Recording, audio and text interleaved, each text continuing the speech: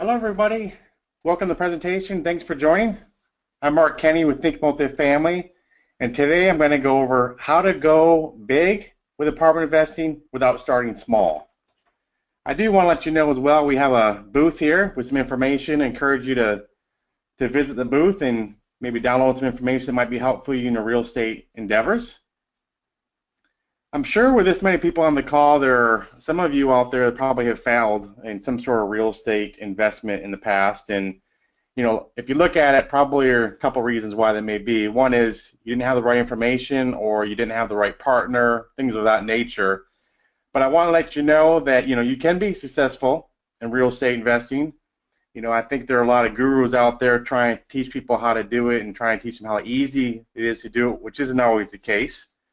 A lot of those gurus out there are actually really just marketing machines. They're not doing it on a daily basis, and they don't always have your best interest at heart, unfortunately.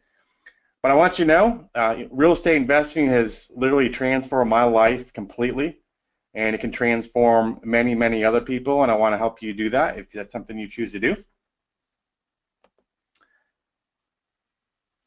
Goals of the webinar, if you're a beginner, want to go over why apartment investing is a great avenue for financial freedom and what to look for before you invest.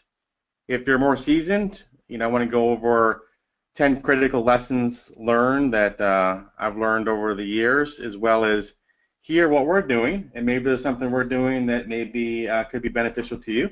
Hopefully there is. I plan to show you, in my opinion, the best way to achieve financial freedom is through apartment investing. It has been for me, without a doubt.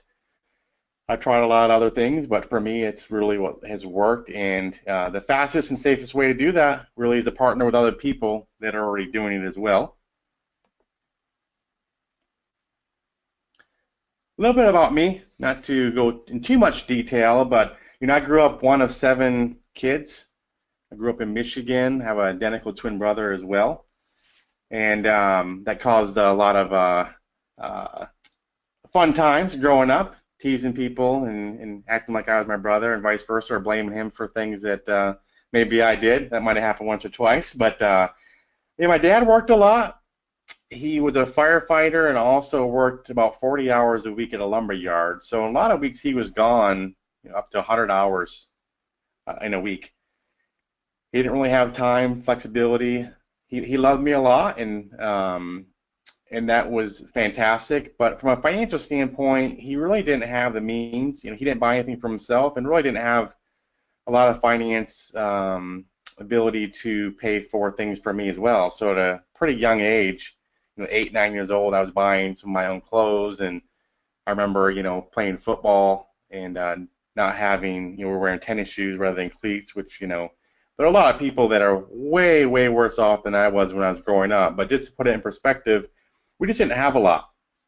And that drove me really as a pretty young age to decide that I wanted to have something different than what my dad was doing as a father. Again, he loved us very much, but he didn't have the financial means really to help us out at all. Didn't pay any college, didn't do any of those things. I went to school. I kind of got hooked up where people said go to school, get good grades, get a good job, and all that. So I did exactly what I was taught. I went to school, got good grades, became a CPA initially. I made good money, but there was one difference. I actually bought some rental properties at the age of 23, smaller ones, small units, 2, 3, 4 unit type deals. Then I switched to IT consulting after being a CPA for a couple of years. Started my own IT company in 2008. Had a lot of big companies, Marathon Oil, Lockheed Martin. So I had good customer base for sure, but I didn't have any time and I had no flexibility and had very little passive income. Due to the time, it really caused me to really neglect my family, truthfully, and spent more time with my kids probably than my wife, and that caused some problems and made my career my #1 priority. So about 4 years ago is when I made a decision that I really had to change. A lot of reasons that caused that. And I said I need to be able to support my family and have more flexibility for my wife and kids.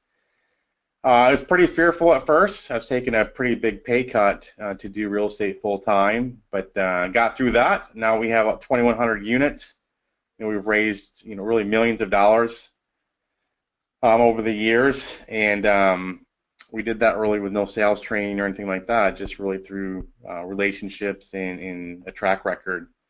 I am a number one best-selling author on Amazon, but to preface that, I'm one author out of 27 in a book. I struggled a little bit originally with even deciding to write a chapter in the book because a lot of people I think that write books are doing it for themselves. But this book, if you get it, will you can definitely relate to one or more people in there out of 27 authors who share their stories. Our story, we're very vulnerable in there and share some details both from personal perspective as well as from a business perspective. So it's really to help people and to let people know that they can get through tough times, whether it's personal or business related. Today we have a pretty thriving apartment investing business. We educate, we mentor others, we involve our kids, we homeschool them full time, and involve them in our training events and get them involved in some other multifamily type curriculum where they can learn, among other things as well. So I'm extremely busy now, but I do have that flexibility that I never had before. We're able to travel a lot more, especially with our kids being homeschooled.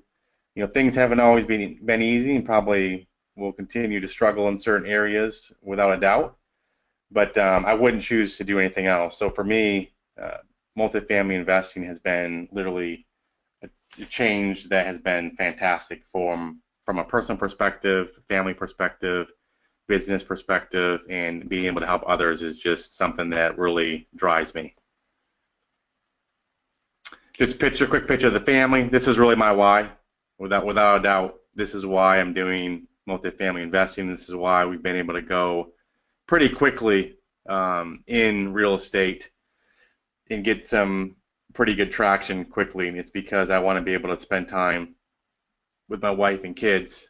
And my son was, how many more deals do you have to get, Dad, so you don't have to go to the office anymore and things like that. So it was something that I came close to having to go back to corporate world, or actually I wouldn't have gone corporate, but my own business, consulting, IT related, and fortunately I didn't have to do that, and everything is going extremely well for us right now.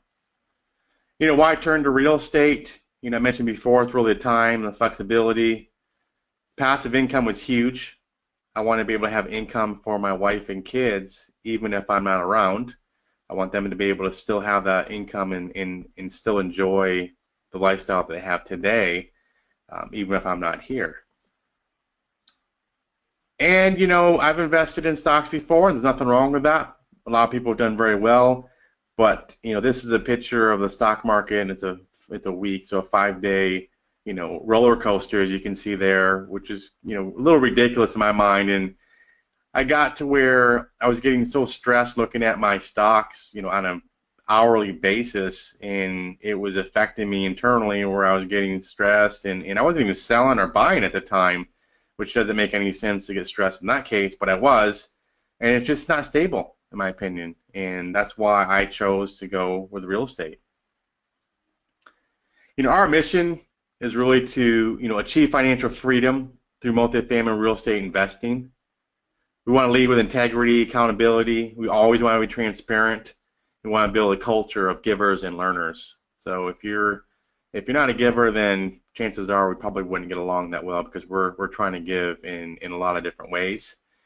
And if you look at the time, the little diagram there, probably anyone on the call has at least one of these things that they want to achieve that maybe they're not achieving today, or more of it.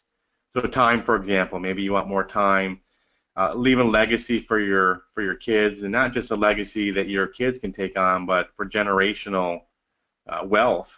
So teaching your kids what to do with the finances, which is what we're trying to do with our kids. Maybe more income, more freedom, whatever it may be. And for us, multifamily really is how we've been able to achieve this.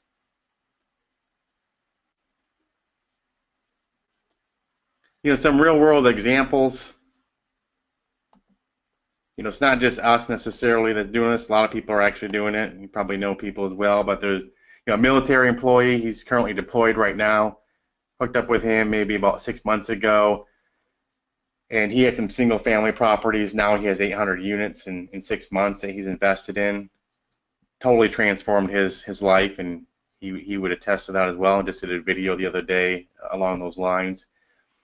Passive investor who wanted to be a syndicator and tried being a syndicator for a little while, but really didn't have a track record. He hooked up with us on a deal that we had. We brought him in to kind of let him learn the ropes a little bit. Now he helped raise money on a 300 plus unit property.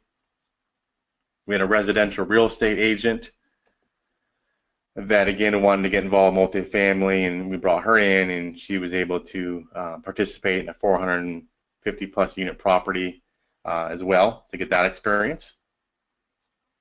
Launching into apartment investing, go big fast. So first, I'm going to go over how to start big and skip going small. I'll kind of tell you how you can do that. How to find good deals and where to look. Why debt is good when it's used to invest. I love debt. It's cheap right now, and if I can get the more debt I can get, I'll take it. It's really cheap right now. If you're using it to invest, there are many reasons you do that.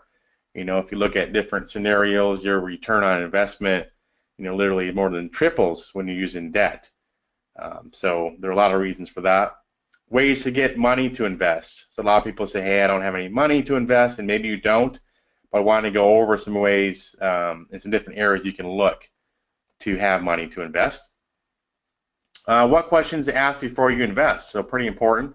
A lot of these deals that people are putting together, you have to put in $50,000 to $100,000 in a lot of cases. So we have some critical questions that we think you should ask before you invest with somebody. How to know if a deal is good or not. So if you're going to invest fairly large amount of money, you should at least have some general rules of thumb and be able to do at least a very quick analysis to determine if the deal maybe makes sense. You don't have to be an expert in it. You don't have to. Some people say I'm not very good with numbers and things like that, but I want to show you some things you can do to at least do a gut check and then do a mathematical check to see if the numbers line up to what they should be. Additional items we'll cover. Why multifamily investing is one of the best options to help you achieve financial freedom. Single family versus multifamily, which is better? I'll go over some pros and cons. How a $50 a month increase on a 200 unit property will increase your net worth by $1.5 million. And I'll show you how we do that.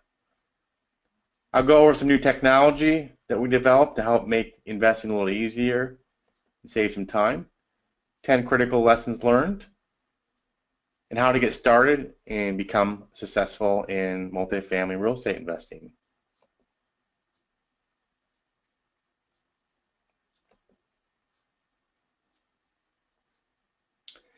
So a lot of you probably know Robert Kiyosaki, author of Rich Dad, Poor Dad. Sold, I think, something like 250 million copies. So a very popular book, to say the least. A book that actually totally transformed my thinking drastically, and it really is one of the main reasons why I am where I'm at right now. So Robert said, if you're still saving money when interest rates are negative, you've got to be crazy. When you're investing for the long term in the stock market where there's no connection between stock price and reality, you're crazy. So I'm not saying there's no reason to invest in the stock market and that you can't do well there, but I will say, based on the information I have and experience I have, there is no logic in it. Doesn't mean you can't make money, but there's no logic in it. So real estate versus stock. So real estate, for example, is tangible. It's physical. I can go touch it. Stock typically is a piece of paper that can be gone on a whim. When you buy multifamily and you invest in multifamily, if we put a deal together, for example, and you're an investor, you get direct access to us. So you can communicate directly with the asset managers. Where if you buy a stock, for example, in Coca-Cola, chances are if you have a question on the P&L, you try to contact somebody at Coca-Cola, you're probably not going to get someone in any type of position to really help you with that. if anyone even speaks to you about it. I don't know. And then income, it's more stable, at least in my experience, more stable with real estate than it is with stock. So I want to compare some of the differences. Stock market pros is passive. Great, you put the money in, pick the right stock, you can do really well, which is great, but I don't know how often that happens for you. It hasn't happened too often for me, unfortunately. And it's liquid. I love the aspect of that. So if you need money to be liquid in stocks, it's liquid. You might have it be liquid and want to get to it maybe at the wrong time. Maybe the market's down. So being liquid is great, but if it's not where you want it to be from a returns perspective, it may not be great for you. Cons, emotionally based, very little logic in the valuation of the companies. It's not tangible. I really can't touch it. And you really have no control.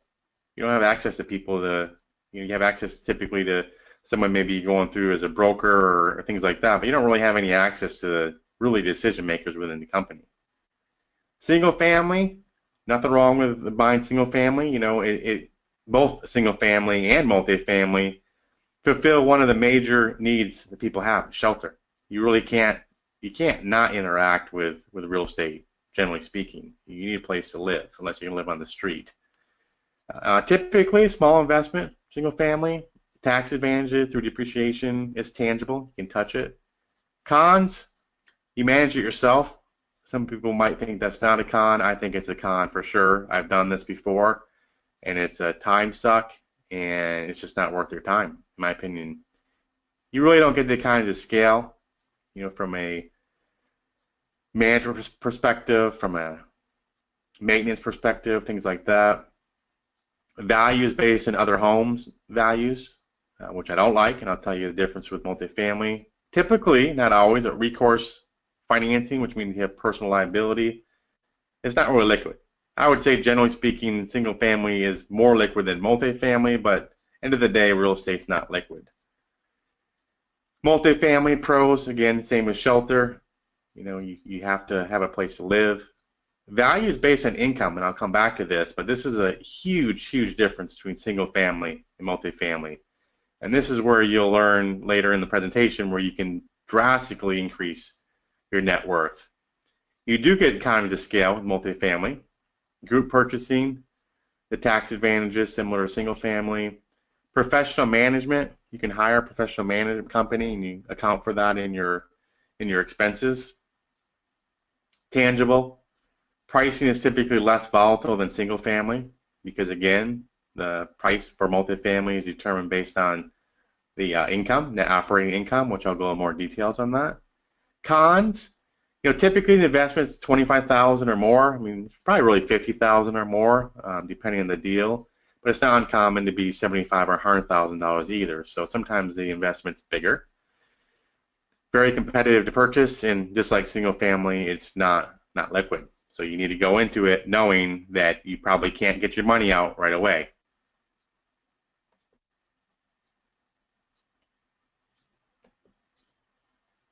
What makes a market ideal for investing? So we're looking at market, we're in Dallas, Texas right now, which is a very, very hot, heated up market for sure. And we're looking at other areas. We own properties outside Dallas as well. But what we look for is population growth. Is it growing? Job growth. Landlord friendly. Can I evict easily? So even if there was a deal that was really, really good in California, I probably wouldn't go after it because you can't evict very easily there. A lot of other rules in California I don't like. Look for low to medium housing costs compared to other areas in the country. Multiple industries. If the only industry there is whether it's armed forces or energy, wherever it may be, not necessarily great. Doesn't mean you can't do well there, but generally speaking, it's not high on the list for us. Obstacles to new supply. Can they build new apartments or not? City investment, cities investing, but also I think even more critical are developers investing. City can throw money at things, and that's great, but if developers come in there and start putting money in and tearing buildings down and redeveloping and things like that, that's a great thing. Weather can be a factor as well. So I grew up in close to Detroit, about a little over an hour away from there. And Detroit doesn't have many of these qualities here. Doesn't mean people aren't in Detroit making a lot of money on multifamily real estate investing, because I'm sure there are. You can make money anywhere. But the fundamentals, in my opinion, need to be there. And if they're not, I would look for other areas in the country that do meet some of these. You don't have to meet every one of these criteria, but you need to have some of these, in my opinion, to really make a good investment decision. So a lot of people say, well, multifamily is so hot right now. People are paying so much for it, which is true. A lot of areas, this is very true. And I think a lot of areas people are definitely overpaying. And I'm looking forward, for a few years down the road where they overpay and we can come up and buy them for a very much reduced price. But, I don't think it's too late. I mean, you need to know where to look. You need to know what to look for. And here's just, Yardi is a very popular multifamily. They have a lot of data, for example, and this is just showing that, there is still a lot of demand for multifamily and it's strong. So I think knowing, where to look is really the key, and not going necessarily where everybody else is, and having those relationships with brokers, for example, that can give you those good deals is really key. So definitely not too late. I would say it's harder now than it was a few years ago, without a doubt. But being too late, I think any given day and market, you can still do well. I've heard for the last 3 years, multifamily is way overpriced, and people are stop buying, and then you turn around 3 years later, and in a lot of cases, multifamily is up 40+% in value. So, but it is getting expensive, in my opinion. So you have to be careful. Property classes, really the age of the property, demographics, and location all kind of come into play. These are just rough rules. I mean, don't take them for, Class A properties, typically 15 years or less. Professional tenants. Class B is 15 to 30 years, again, professional tenants. And then working class for Class C, usually greater than 30 years. And a Class D really is never really classified as a Class D, but it's boarded up, or a lot of issues with it. Nothing wrong with a Class D. Probably those are the ones you can make the most returns, but also the highest risk. Nothing wrong with Class A, in my opinion, provided it meets your financial criteria. It does not meet ours typically, because the returns just aren't there in a general statement. So we focus more on Class B and C, and that's our main focus when we're looking at properties. So what are the investment types? Cash flow. You buy for cash flow and typically pay market price. The property typically doesn't have much work really to do. You're buying just for cash flow. It's already stabilized. Appreciation. You're buying it and you're going to either have forced appreciation through rehab and operations. So you're basically going to force the appreciation of the property, or you're going to plan on the market appreciation, which is a little less, you don't have much control over that, right? You don't have control over the market and the appreciation that a given market is going to have. But you do have a lot of control potentially over forced appreciation through rehab and better operations. Typically, distributions will take a little longer before you get them. Typically higher returns, but there's also, could be more risk. That's appreciation. Then you have a hybrid. It's cash flow with a small appreciation component. That's typically what we look for. We've done probably all of these, but I do like where there's already some cash flow and there's a appreciation component. But I also like the deals where you can go in, and we've done these, where you can go in and occupancy is really low, requires a lot of rehab, do a bridge loan on it, and then you can refi out after 12 to 18 months and hopefully get all your money out and still own the property. So that's what you can do on an appreciation deal.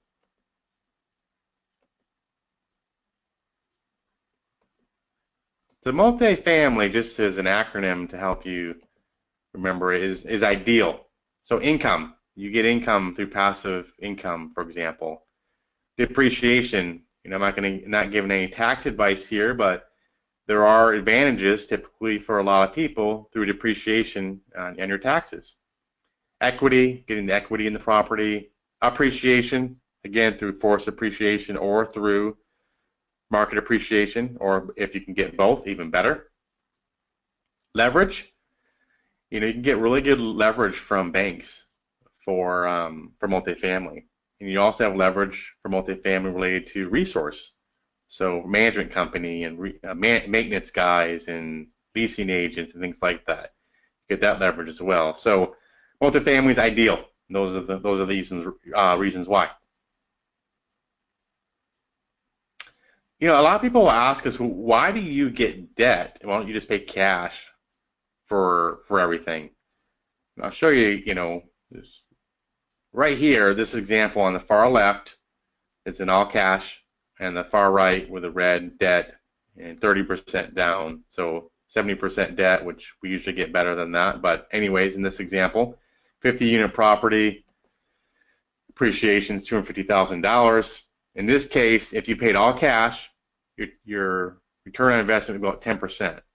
If you're using 70% leverage, which is pretty easy to do right now, then your return on investment is 33%. So this is the reason why I love debt.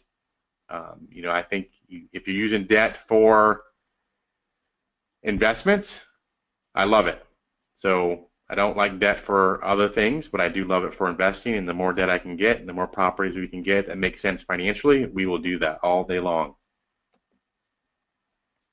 Now, even better, let's say you own a property I mentioned before, and you get debt, and then you increase the value of the property through, you know, forced appreciation, market appreciation, things like that, rental increases. Then you can even potentially refinance or do a supplemental loan against it, pull that money out tax-free, still own the property, and do it multiple times. People do this on a regular basis, and it's amazing how much money you can make and how much you can build your net worth, and then redeploy those funds on other deals, whatever it may be. So being able to pull money out tax-free, still own the property is why I love multifamily. How multifamily is valued. So this can be, you know, a little confusing to some people. We're going to go over cap rates and net operating income. So net operating income, just think about it as your net income minus expenses, okay, but excludes things like your interest and principal payments. So all the money I collect for rents and other fees, you know, pet fees and parking and things like that, minus my expenses. That's your NOI or your net operating income. Cap rate, another confusing term for some people, but cap rate really measures the property's rate of return for a single year without any debt against it. So it's a cap rate. And the cap rate varies in the market for different areas. You know, people in California are typically willing to pay more for a property, which means they're willing to accept a lower return, which is a lower cap rate. So off to the far right, you see NOI divided by cap rate will give you your value. So if you don't learn anything else from this presentation, understanding this and the scenarios, a couple examples I'm going to run through, is critical, because this is where you're going to make a ton of money in investing in real estate. So again, NOI divided by cap rate will give you your value. Don't get too hung up if you're not familiar with cap rates in general, but just know this is the way it works, and this is the way everybody values properties in multifamily, because you're buying a business. Probably heard a penny saved is a penny earned. You know, with real estate, it's even better. Penny saved is a dime or more earned. I'll explain why. If I can increase my rent $1, or or decrease my expenses $1, that's going to change my NOI, increase my NOI. So if you remember the formula back there, if you take the cap rate, so every $1 I can increase my NOI, and divide that by the cap rate for the market, which can vary right now, but you're going to see that's $10 to $16 increase in value. So who on the phone wouldn't invest $1 to get $10 to $16 increase in value? I think anybody would do that. In some cases, higher than that. Cap rates keep getting compressed. So whatever the cap rate is for that area, it's a different discussion as far as how you figure out what it is, but you divide $1 by the cap rate, and you'll see how much you can increase your value on a property. and I'll walk through a couple of examples. So increase your net worth, 1.5 million with a $50 increase in a month in rent. So how do we do this? Assume we have a 200 unit property. We increase rents $50 a month, and the cap rate in the area is 8%. Very realistic. 200 units times $50 is $10,000 a month. You multiply by 12 months for a total of $120,000 increase in revenue, which therefore increases your NOI by $120,000. You take $120,000, divide that by the 8% cap rate, and you increase your value by 1.5 million. And some people might be going, I don't know about that. I don't know if that's the way it works. I can tell you without a doubt, this is the way it works. And this is the way everybody that buys multifamily investments values a deal. That's why I love it. That's why you have more control over it. You're buying a business, and it's not as volatile as single family, for example. And this is, if you look at a pretty modest increase in rent. Now, of course, you have to, have common sense around this. You're not going to go in day one and increase rents $50 a month on every single unit. You have to wait for leases to expire and renewals and things like that. But conceptually, if you get this concept, I'm hoping it makes you excited, because this is where you can make a ton of money. This is a real example. It's a property we bought 8 months ago. We bought it for $15.4 million. The new value is $21 million, and that's without a doubt, it's over that right now. Raised, $4.8 million with 7 cap. So if you walk through this property right now is about 122% return in 8 months. So through increasing rents, about $50 a month, better collection, stronger management team, our NOI increased $1.49 million on an annual basis. Cap rate in that area is 7%. It's actually probably 6%, which means the value is even higher. 7% is being conservative. So it increased the value. Now it's worth $21.285 million. So this is legit. I mean, this is the way anyone coming in to buy this property would value that property. And we paid $15.4 for it, so we increased the value by 5.8. Now, when you're looking at that, you have to also say, well, maybe rehab. You put a bunch of money into it. This particular case, we haven't. But if you did, you need to account for that, right? You need to take off money for rehab and such as well. But this example right here. Now, is every example like this? No, it's not. But does every example work the same way? It does. It's NOI divided by cap rate. This one is, we had many different areas for us to go in and improve upon it, which is really why it's been literally fantastic.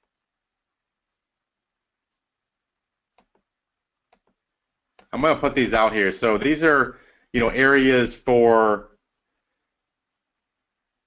income, right? So cash. You have cash to invest. Maybe yes, you do. Maybe you don't. The IRA money. You can have self-directed IRA, where you have Quest IRA or New View or other ones out there. You can do that. I would just, as a comment there, without going into a lot of detail on it, your IRA actually can be taxable. A lot of people don't want to tell you that, and I'm not telling you that to scare you, because I invest through my self-directed IRA, through my SEP that I do. But there is something called, UDFI, unrelated debt finance income. So just be aware of that. A solo 401k, which is down a couple there, gets around that. I'm not giving you tax advice or legal advice or anything like that. You can do your own homework. But your IRA can be taxed. Self-directed solo 401k does not have the UDFI, which is a good thing. There's some limitations around setting that up. You can borrow against your 401k. A lot of people do that as well. You can borrow up to $50,000 if you have $100,000 or more in your 401k. Line of credit, so example, a HELOC. Life insurance cash value, borrow against this. So Patrick Donahue, a perfect guy to talk to if you have questions about how to do this. This is something actually that I'm doing right now, and it's pretty incredible.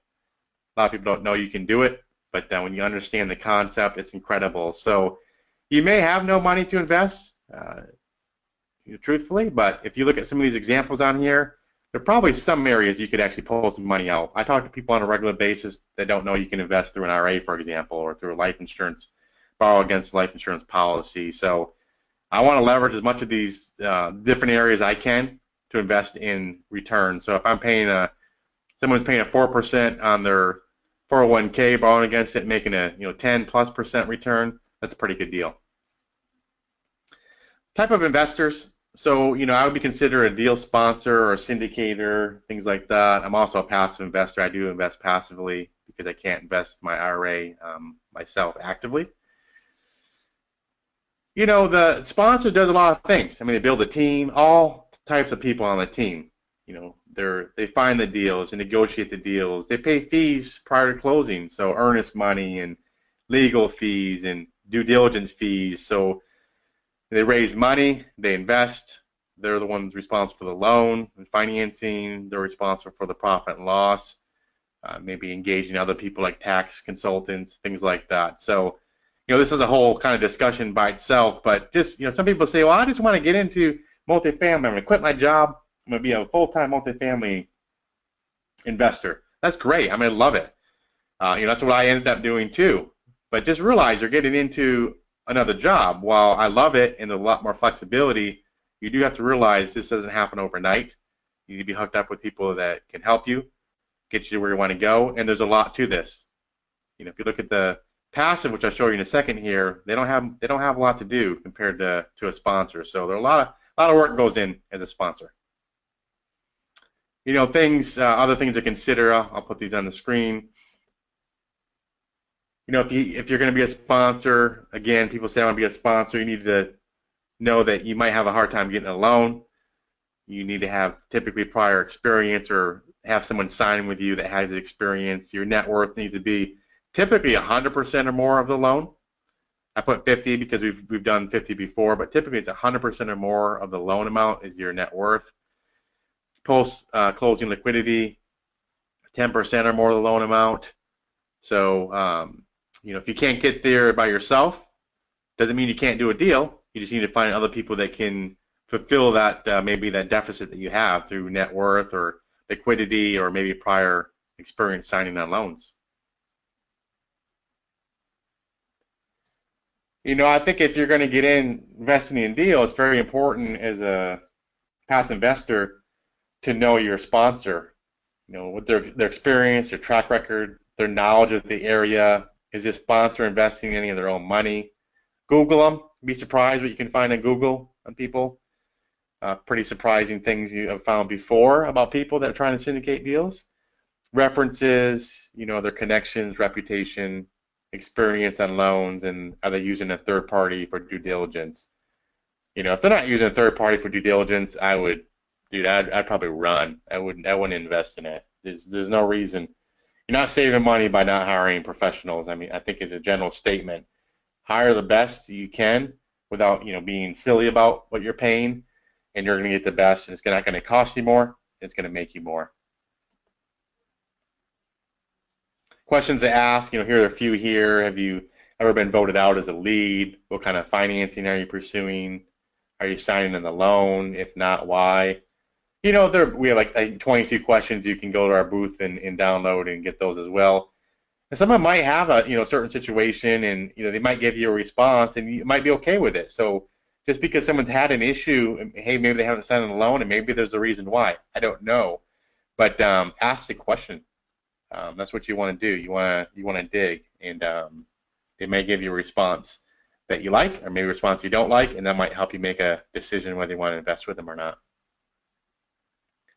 So what does a passive investor do? Really just those two white boxes or circles, and really only one's required. They invest. That's what they have to do. Fill out paperwork, send money in, collect checks, hopefully. Now, optionally, a lot of passive investors who want to do deals on their own will also sign on loans. Not uncommon where they'll sign on a loan. So that's optional, not required. You as a passive investor, if you don't sign on the loan, are not liable for the loan either. But as a passive investor, you compare it to a sponsor, there's a lot less activities that have to do. Who can invest? I don't go into a lot of detail, but this if you're going to syndicate a deal, put money together, group purchase, it falls under SEC requirements. It's Reg D, Rule 506B and C, but accredited. So an individual making $200,000 or more last 2 years and expect to reasonably do it in the future, joint income, $300,000 or more.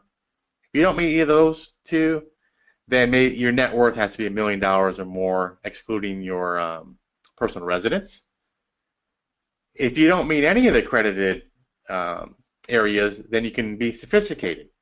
So you have sufficient investing experience and knowledge to weigh the risks and merits of the investment opportunity. And there's a questionnaire you fill out as a passive investor that the deal sponsor or lead will review, and their opinion will decide whether they think you're sophisticated or not. Just because you have money doesn't mean you can invest in a deal that's being put together under the SEC requirements. There are rules that have to be followed. Who can invest? You know, self-directed IRA, individuals, trusts, your own personal name, almost anything any type of entity can invest in it. So you can look at those as well. Rules of thumb. I'm gonna put these on the screen. You know, if someone sends you a deal and you're like, man, I have no idea what expenses should be, or no idea what increase in expenses or rent should be. Some just general rules of thumb. You know, again, the rules of thumb, not exact, but expenses, for example, typically about 50% of total income. So if someone sends you a deal and you see the total expenses, are at like 40% of total income, it could be, but it definitely should make you wonder and ask the question why. And maybe they have a legitimate reason why. Economic vacancy. I see people getting crazy on this. Just because vacancy rates are so low right now, it doesn't mean they're going to be a year from now or 2 years from now. So typically, I would never do less than 12% economic vacancy, which includes physical vacancy and bad debt and loss of lease, which just means people are paying lower than the lease amount, things like that. So you can't always use today's numbers for the future, right? So these are just some general rules of thumb that can potentially help you. Typical returns, 8 to 12% cash on cash. 8's I think pretty common right now. We're doing better than that on most of the deals we're trying to get right now, but it's getting harder. It's getting harder to do the 12% for sure. 8% I think is pretty common, and then we try to double our money in 5 years or less. Either through a sale or refi, things like that. So 85 to 100% return in 5 years or less, I think is pretty in line. People are doing. 100% is getting harder, but it's still out there. Just have to look harder. With the IT background, I did want to have some dabble in it still. So we have a couple apps we built, and really they were built to help with some frustration I had. So kind of a quick and dirty deal analyzer you can run on your phone or your computer, and you answer several questions, and it helps determine what the property roughly is worth. It's not exact, but roughly is worth. So that's a cool little app that we have. We have a property tour app where we have canned questions with templates, and you can add new questions, and you can answer questions, and you can take pictures and put notes. So I was going on property tours and didn't have I was taking notes on my phone, and just was not very well organized. There are other things out there, but this is pretty cool. Lets you track everything on there, save it, come back, retrieve it, and everything. So it's a pretty cool app. Another app, which isn't necessarily just for real estate at all, but it's a pretty awesome app. Contact app's gonna be coming out soon. It's pretty incredible what the app can do with single click and even no click. Probably sounds strange, but no click connection with the people. You can share all your personal and business social profiles instantly, tag where you're at, where you met them, location tracking, tag them in different groups. Some really, really cool things on that. It's going to be coming out very, very soon. It's not just for real estate. It's going to be, I think it's going to be a game changer for a lot of people. 10 lessons learned. So I've learned probably a lot more than 10 lessons over the years, but don't lose a deal because of pride. I don't want to go into a lot of detail on this, but if the other guy, if the deal still works for you and you're fighting over $50,000 on a $15 million deal, it's okay to let the other guy think he won. It's fine. The deal still works for you. Don't let them run over you, but don't be silly about it. Don't retrade. Retrade is essentially when you go back to the seller and ask them after due diligence to give you a credit, which is not necessarily uncommon. But don't retrade things like, hey, I want a credit for a paint. I know an example of a pretty big deal, and the buyer came back and said they wanted a $70,000 credit for paint. Well, I mean, if you drive by the property and spend even a few minutes there, you know whether it needed to be painted or not. So they lost the deal because of that. The seller got ticked off, and the buyer lost the deal. So don't do those things. Don't pick the least expensive company to manage or do work. I've done this before, unfortunately, where I thought hire a GC that had a really good price, and I've kind of learned that you're typically going to pay less by getting the best. It's just the way it is. Don't compromise in underwriting. We're seeing a lot of people now coming out with some pretty crazy pro formas that they're putting together. Take your time. Don't buy a deal just because you're in a hurry. Don't believe everything you're taught. You do your own research. By doing my own research, I've learned several things that I was taught that were incorrect, and some of them are actually very substantial that can help our business a lot. Don't just partner with anyone. The more the merrier isn't necessarily the more the merrier when you're doing with loans and things like that. Only have people signing loans that one that you know because you can be liable even if it's non-recourse, but also only go up to for the lender requirements. Don't just have a bunch of people sign a loan with you. It doesn't make sense in my mind. Don't try to do everything on your own. Don't let management companies ignore your policies. Perfect example for us. We have a policy that says, hey, nobody can move in to the unit until utilities are in their name. They can't get the keys. Well, we'll get our reports at the end of the month, and we see we're paying someone's utility, and well, the policy is they can't move in without the key. We better make sure that policy is being adhered to. It's fundamental. Don't let fear hold you back. I will continue to get nervous about things and doing bigger and bigger deals, and I think that's good. I'm investing other people's money, very, very serious about it, and but don't let that hold you back. Don't be silly about what you think you can do, but you can do typically a lot more than you think you can do. So push yourself, partner up with people that can push you and help you get there faster, but don't let fear hold you back. It's a killer. Don't let emotion come into play. You're buying. This is a financial investment, not an emotional investment.